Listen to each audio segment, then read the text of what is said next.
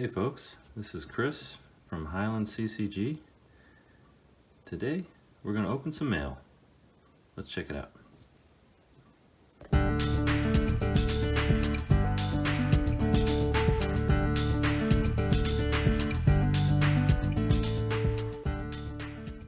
Alright, the next batch here. Let's see what we got. Ooh, this is a good one. I like this art a lot. Another Arabian Nights, Army of Allah. Again, like it's nice they have when you have the pull tabs and everything, but it just leaves it sticky and gunky. There we go. So that's this would be the dark version. It's a smaller, colorless mana symbol, and the background of behind the one is a little darker. If you include all the variants, it should be like 93, I believe, including the Desert Mirage variant, which is just kind of like a little white dot on the sand dune. That kind of stuff just cracks me up, but I do collect them. I collect a full set, including all those variants. So here is Ebony Horse from Arabian Nights. This one I think is a cool card. I haven't really tried it out, but I think it has possibilities. Alright, more Arabian Nights. So we've got Piety. That's the dark version. Let's see if we can get it out.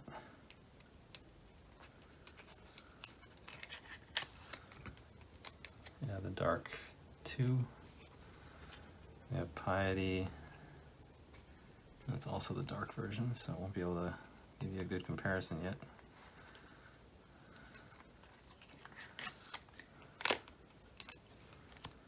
Those look to be in nice condition. Hasran Ogress. This is the dark version of the Hasran Ogress. Like I said, sometimes it's up here, but sometimes it's in the activation cost. So that's the dark 2.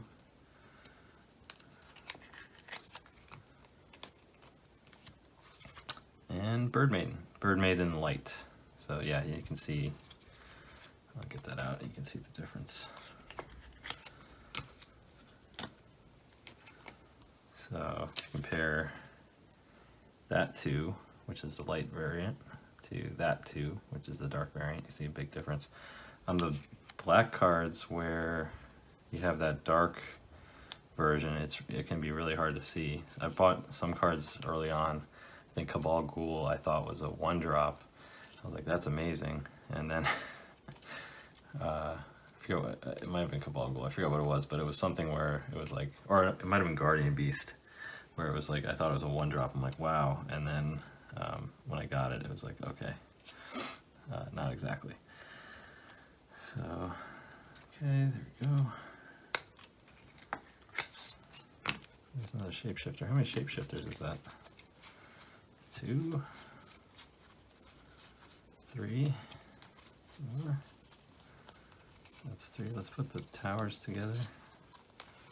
And the rocket pot, I think I have one of those.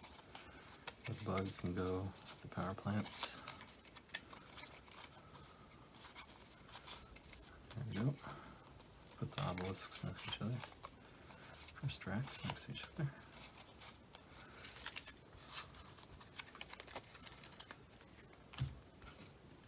Alright, another Tron land. Another Urza's Mine. The mouth. That looks like it's in really nice shape, actually. Oh, this edge is kind of busted. Oh yeah, never mind. Spoke too soon. Well, they're all beautiful cards, you know. There we go. Actually, I have an affinity for HP cards, because that means I can play with them in my decks, and I'm not worried about them getting beat up. So here's Obelisk Undoing again. Yeah, so Arabian Nights, 93 cards. I think Antiquities, I believe, is like 100 cards. I'm not sure if that includes all the variants of like the Tron lands and the strip mines and the factories. I'm not sure if that's all inclusive, but I think it's right around 100 cards. Pretty manageable set. The dark is only like 120 cards, I think, so 119. But then Legends, forget about it. Legends was such a pain in the neck. I have one complete set of Legends. and it took forever. I had about 100 cards, mostly commons and uncommons, just like sitting in a box from when I was a kid. And then, yeah, the remaining 200. First of all, every card, there's like no cheap cards, especially now. Here's Cleansing. Cleansing is an interesting one. You can pay, it just destroys all lands, but you can pay a life for each land you want to protect. That's a nice clean one. Yeah, it's like a marathon when you're trying to complete a legend set, and an expensive one. It's more like climbing Mount Everest because it is expensive and a long, arduous process. Oh, that's interesting. Okay, so that threw me. I thought these were in like one of those wide top loaders, but it's just taped up against a regular top loader. All right, that's interesting. Yeah, the wide top loaders, I guess my friend was and I were just talking about it. I think that they must be for those patch cards, for sports cards, but I didn't know. I used to get them when I would buy like a bunch of cards from LGS or something, and I had no idea what to use them for. One thing that they are good for is Ashnod's Battle Gear. There we go. And Dwarven Weaponsmith. They're great for sending cards to artists to sign, because you can put a bunch in one top loader, and then you can write with like Sharpie on, I want these signed in gold, or I want these signed in silver, or whatever it is. Tanos' weaponry playset, Tanos' wand, and rocket launcher. Those look like they're all in quite good shape. That's great.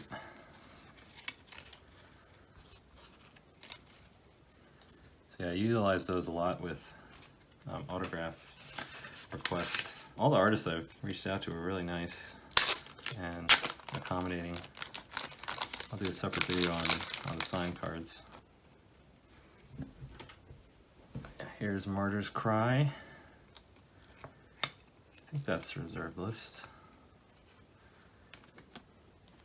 All white creatures removed from the game. Players must draw one card for each white creature they control that they lost in this manner. So yeah, it's like a good white weenie thing if you can like pump out a bunch of like 1/1 tokens, and then you just get the huge card draw advantage. So that's cool.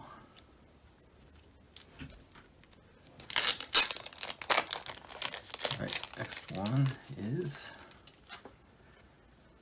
Factory. Nice. This is the Spring Factory, and it is not in good condition. It is in terrible condition, but that's fine. That's, I paid for that. Oh, this one's even worse. Yeah, well, when you buy HP, you never know what you're gonna get, but sometimes you get lucky, and other times they look like this. But that's great. To have the 2 more Antiquities Factories is awesome, but look how rich the coloring is on the back. That's just great. Awesome, fun card.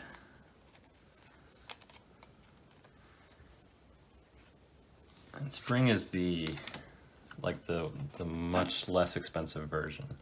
Any of the others are going to run a premium, which I don't necessarily understand. I guess like in terms of rarity, it's the least rare, but the fall or the autumn art was the one that was reprinted, so I feel like that one should also, you should also be able to get some kind of a discount on that one. All right, some more Arabian Nights. We have Cyclone and Bottle of Suleiman and Aladdin's Ring.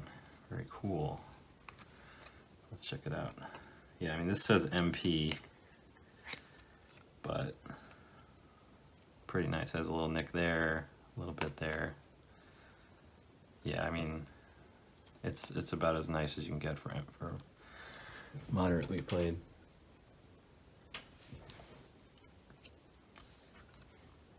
Oh, Arabian Nights. Bottle Suleiman LP. This looks like, yeah, that's in really good shape. That's an LP.